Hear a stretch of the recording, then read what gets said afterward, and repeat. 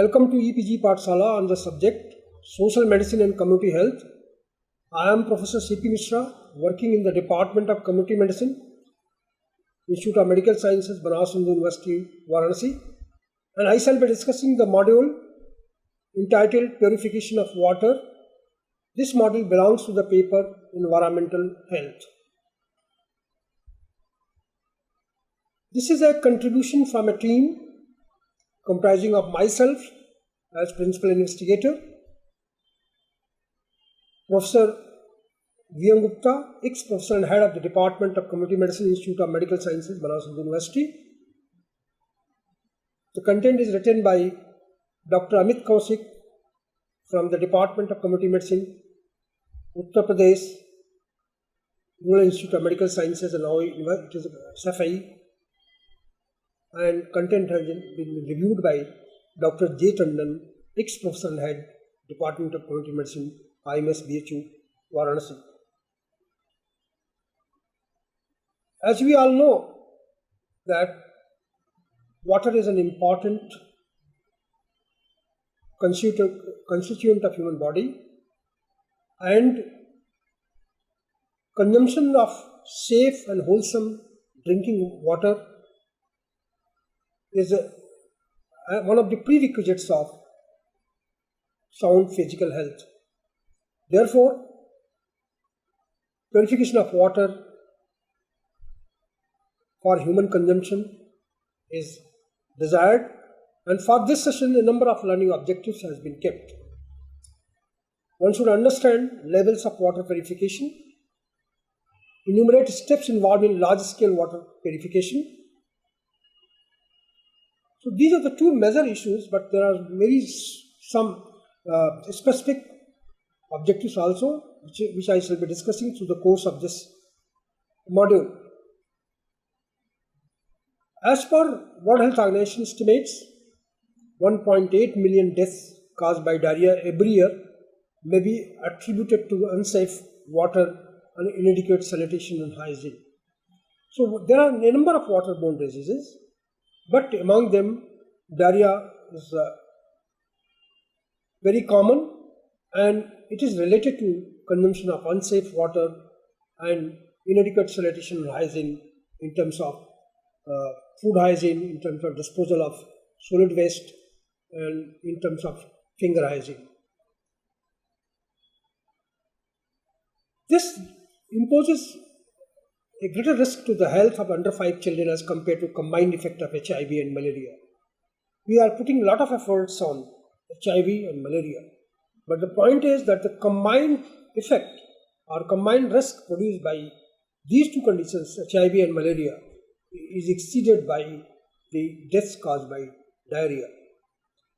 Approximately 50% population of developing countries receive water from an unreliable and frequently contaminated piped supply. There are different types of water sources: piped water supply, hand pumps, wells, and some people also resort to lakes and rivers also considered as a drinking source. And contaminated water supply. Even in the best municipalities where every attempt is made to supply chlorinated water, but the contamination may take place on the way or in the houses if it is not properly kept. If the container which is used for keeping water is not hygienic, and also the water that is drawn from that container, if hands are dipped or they are not using ladle, then it becomes problematic. So, supply of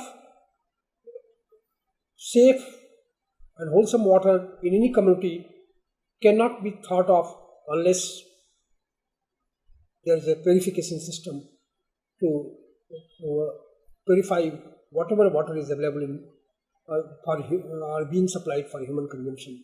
But there is a big element of contamination at the household level. So both the efforts has to be combined. That is, one, the purification of water at large scale, purification of water at the household level, and whatever purified water is there, the practices should be conditioned so as there should be no recontamination on the way or other thing. Many times when the water supply is intermittent, there is a negative pressure in the pipes, and that may cause suck in certain material which may contain bacteria, viruses and so on, and may contaminate water. Not only in developing countries but also in developed countries as well, small community supplies are often liable to contamination and breakdown, and hence pose a consistent risk to the health of the population. So it is a global phenomena. It is quite common in developing countries, contamination of water for human consumption, but there are certain pockets in the developed countries also. So water supply is of primary concern in every country, each and every country.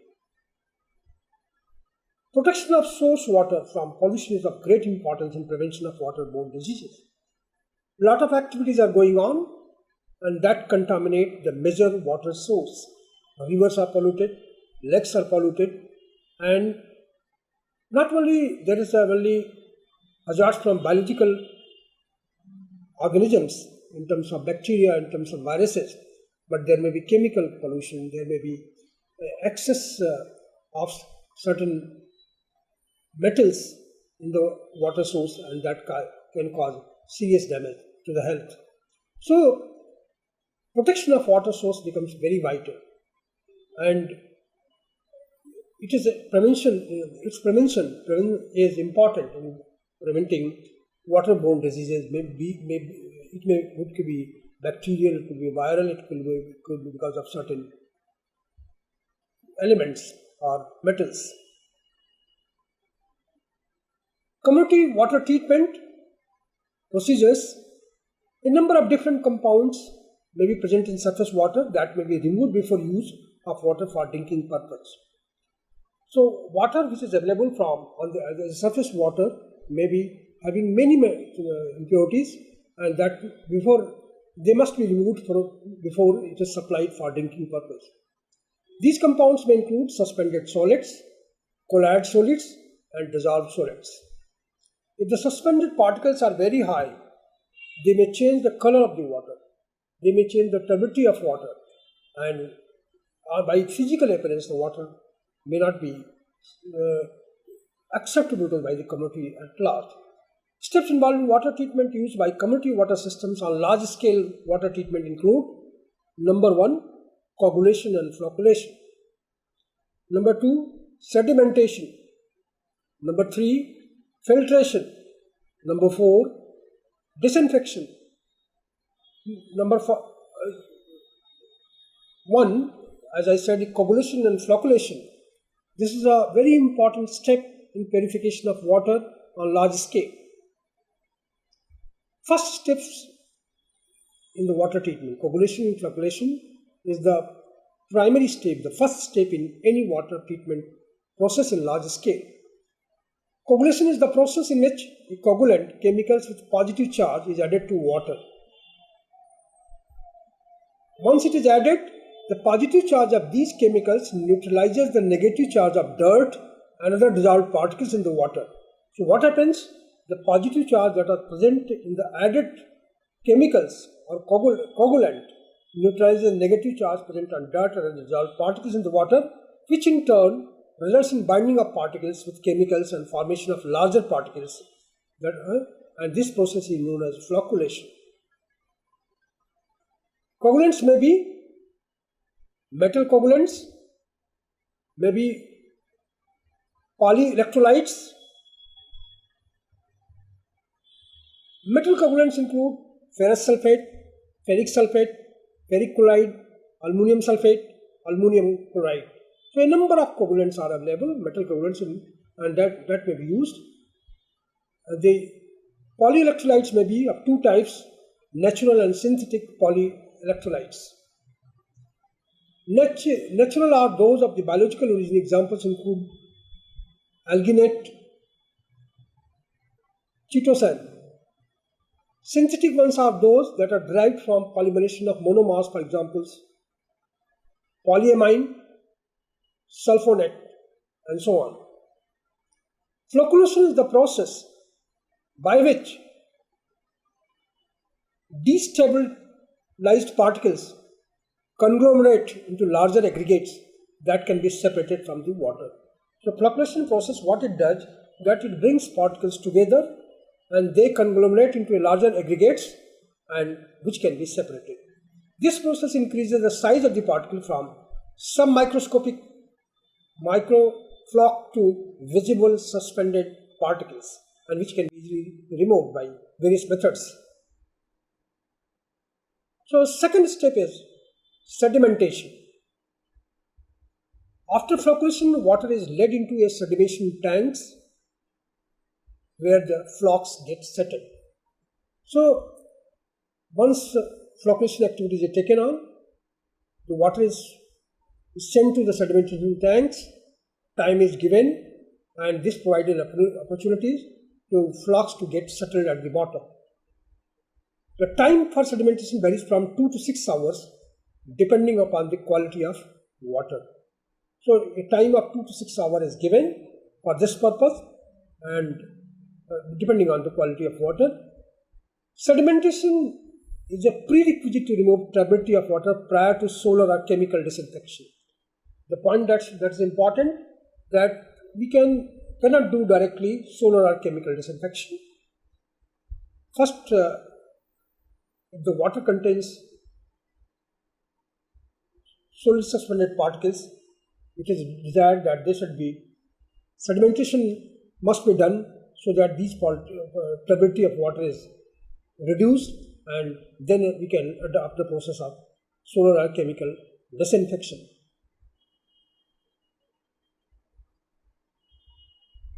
Advantages of sedimentation. Sedimentation has several advantages. The most important advantage is it is a very simple process. Simplicity of the process, that it just giving a time of 2 to 6 hours depending on the quality of water, it allows most of the suspended particles to settle. Low cost, removes of settable solids that reduces turbidity and improves penetration of ultraviolet radiation and decreases chlorine demand as well. So there are distinct advantages of the sedimentation process.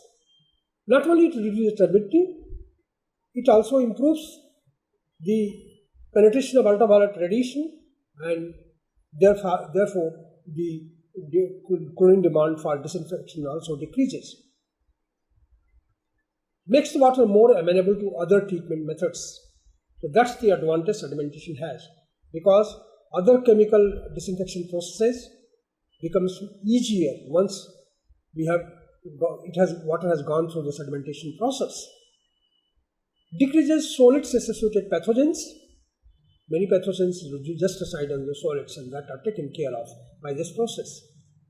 Only disadvantage of sedimentation is that solids such as sand, silt and larger microbes get settled, not the clay and smaller microbes. So that the greatest disadvantage, that smaller microbes may not settle and clay matter may be also there. The third step is filtration of water. Filtration is a physical and chemical process, and in case of slow sand filters, biological as well, because slow sand filters in the top there's a vital layer made of fauna and flora, particularly fungi, and that vital layer helps in disinfection of water. Biological as well, the process of passing water through material to be removed, particulate matter, and other impurities like flocks. Removal of color and turbidity depends on chemical characteristics of water put to treatment. If there is more iron, the color may be different. Physical and chemical characteristics of suspended solids. Type and degree of treatment prior to filtration like coagulation, flocculation, and clarification. Because if you look at the different qualities of drinking water, if there is a lot of turbidity, if there is a color change in the water, no community member is going to accept that, because that is the first criteria. If the water is not clean, then people will not use it, and therefore reduction of turbidity and maintenance of colorless nature of water is desired.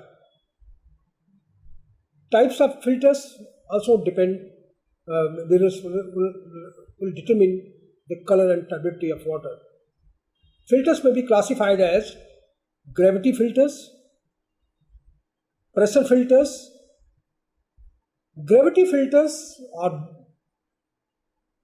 it is a box open at the top, contains drainage system at the bottom, filled partially with a filtering medium, usually sand.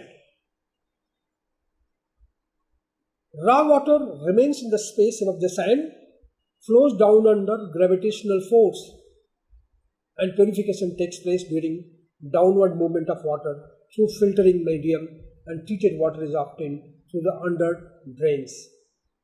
The point is that once this process is adopted, the process is very slow, takes a lot of time. Gravity filters are of two types. Number one is slow gravity filters, and number two, rapid gravity filters. So gravity filters, they, depending on the speed, they can be classified into two ways: slow gravity filters and rapid gravity filters.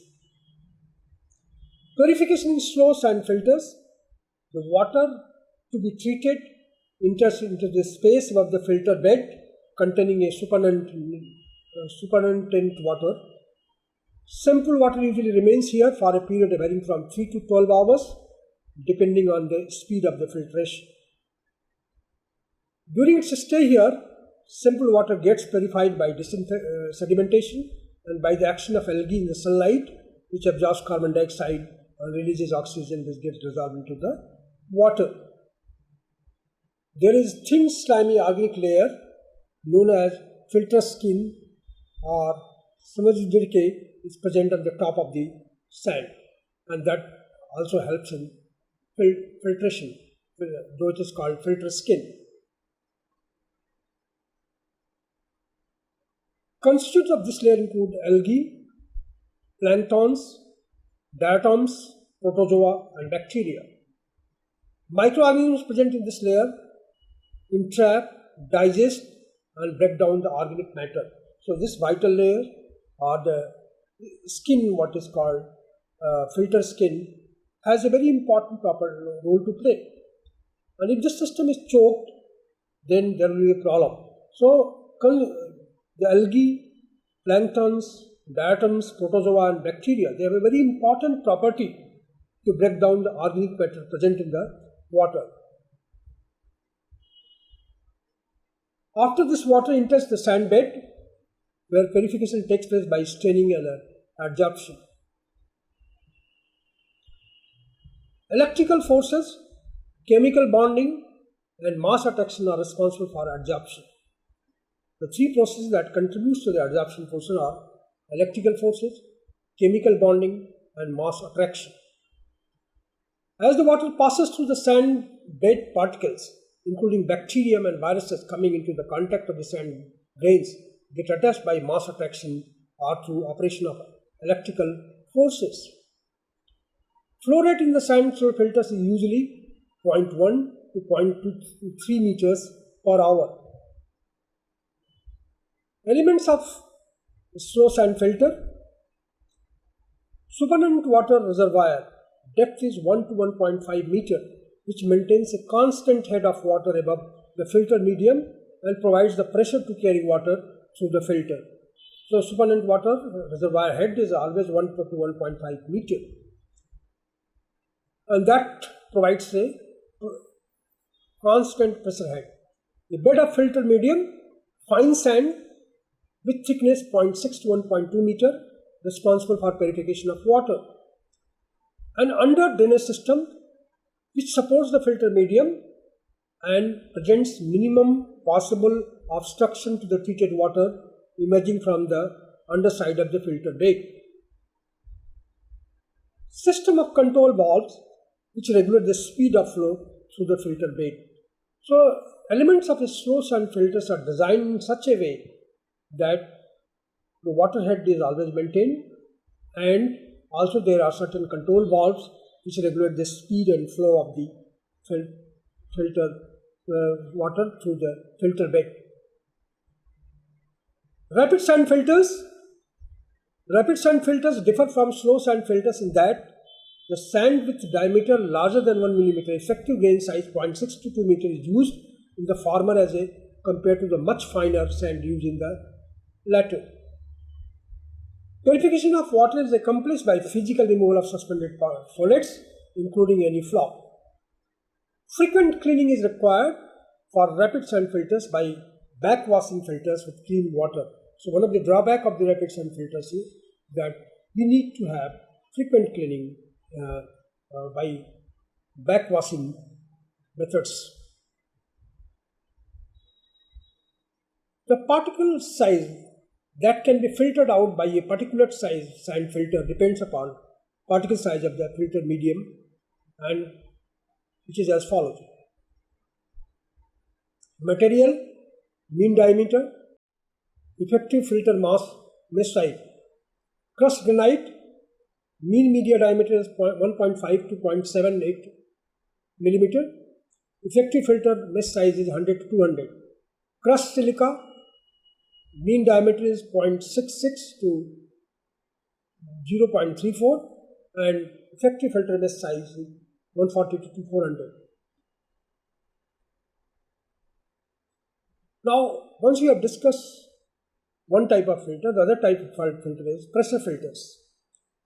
Pressure filters are similar to gravity sand filter, except that the filter containing bed of the sand or of the another granular material is completely enclosed in a closed vessel through which water is forced under pressure.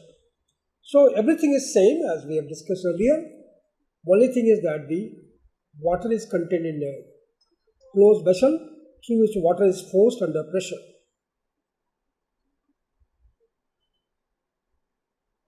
The next step is disinfection. Disinfection is a key process of water treatment system. Without this, water cannot be considered for human fit for consumption. Remaining bacteria present in the water after previous treatment are destroyed by this process. It also provides a residual action to inactivate bacteria introduced by any other further ingress during storage or distribution. The efficiency of any disinfectant depends upon two factors. One is first being the concentration of this disinfectant. Second, the minimum period of time for which the disinfectant should remain in contact with water. Say for example, if you are in terms of chlorination of water supplies, so how much chlorine is needed? That's number one for disinfecting the water. The second most important is that at least 0.5 ppm of chlorine must be present to take care of any problem, any contamination that takes place on the way. And therefore a residual chlorine is also desired, and a minimum contact period of say half an hour to 1 hour is desired, so that the water, the chlorine and other things takes care of oxidizes organic matter and takes care of other impurities. Methods used in disinfections are many. We can do solar disinfection. We can go for chlorination. We can go for ultraviolet radiation. We can go for ozone disinfection. Chlorine dioxide can be used for this purpose, and mini filtration. So there are several approaches, and some of the approaches can be combined also. Solar disinfection, ultraviolet radiation, chlorination, ozone, chlorine dioxide, and mini filtration. A number of methods of disinfection do exist. Solar disinfection. In this process, temperature of water is raised for enough period of time in containers which are capable to absorb the heat generated by solar radiation. The World Health Organization considers this technique to be a valid option, but only as a lesser and experimental method. The other method of disinfection is chlorination. Chlorination in the field of water disinfection began the era of technological revolution in water treatment. It has been one of the major breakthrough in supply of drinking water on a large scale. Chlorination of water, introduced worldwide in the early 20th century. Characteristics of chlorine compounds: broad spectrum germicidal property they have, good degree of persistence in water distribution systems. The residual amount can be easily measured and monitored in water after treatment and are at delivery points. The feeding equipment is simple, reliable, and inexpensive. Easy availability of chlorine and chlorine compounds, that's another consideration, and economic and cost effective. So chlorination of water bodies at large scale and at the domestic level by chlorine tablets has been the major breakthrough in the treatment of water treatment. Chlorine compounds used for water disinfection are gaseous chlorine, chlorinated lime, sodium hypochlorite, calcium hypochlorite.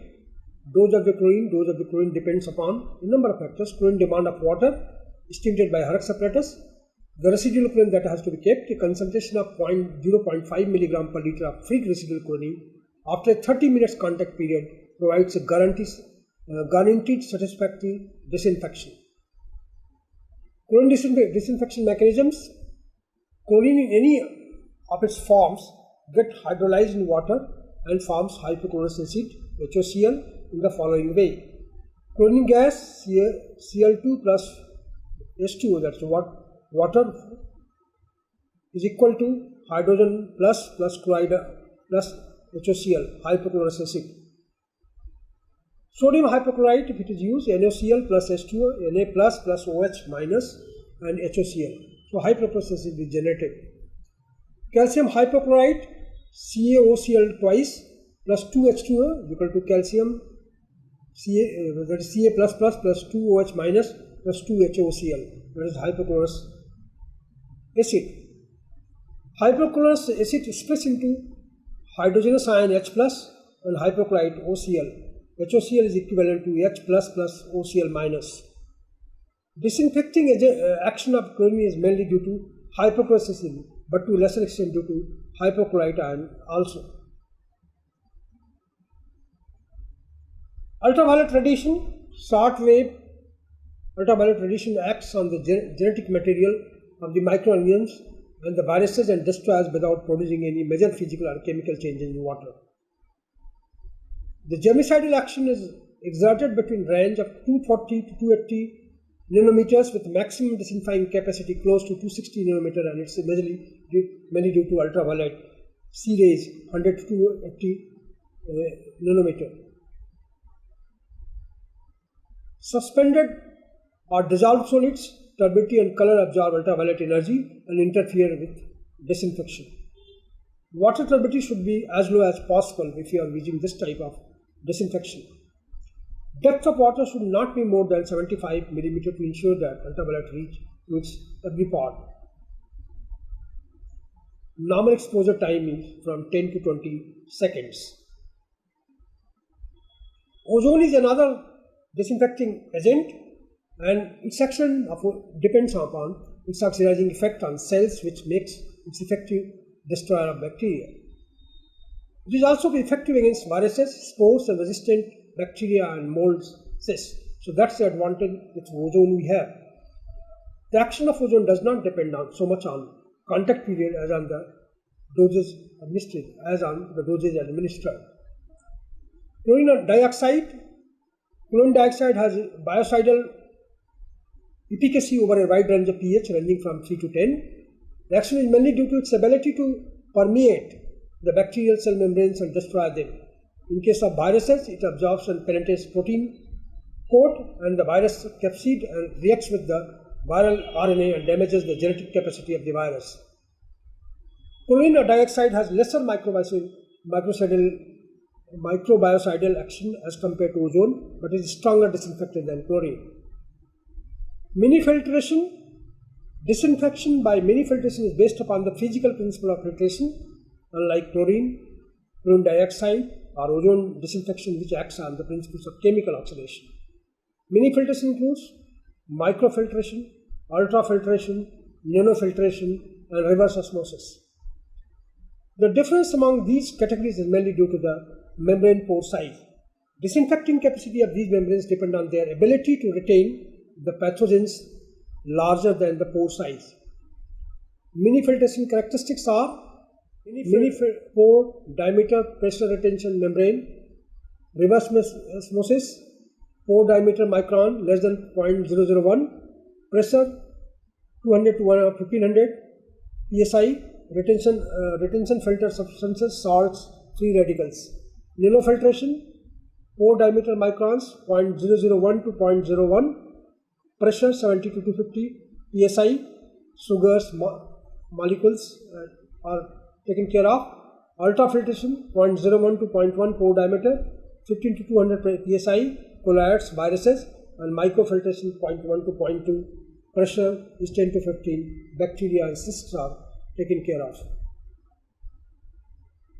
After discussing the large water treatment at the community level, household water treatment procedures are boiling, staining through the fine cloth, charcoal filter, ceramic filters, chlorination, and storage. These are important. Boiling the water is one of the effective ways to kill the microorganisms present in it. WHO recommends that for boiling to be an effective means of disinfection, water should be brought to a vigorous boil, which enables killing of inactivation of most organisms that cause diarrhea. The problem with boiling is that many times the water taste changes, and that may be not acceptable in the communities. Staining through fine cloth, water is poured through a piece of fine clean cloth to remove some of the suspended solids. Charcoal filters.